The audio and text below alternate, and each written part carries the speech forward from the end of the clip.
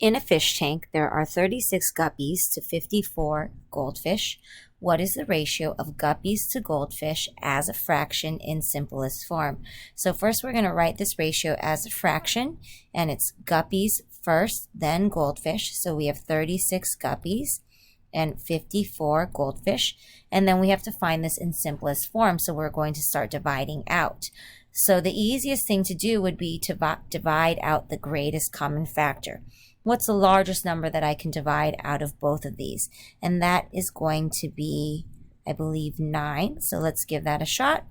36 divided by 9 is 4. 54 divided by 9 is 6. Oh, those are both even numbers, so I can actually divide out another number. I can divide out another 2.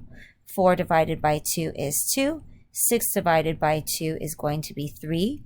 2 and 3 are both prime numbers, and they can't be divided by anything else other than 1, so that is in simplest form.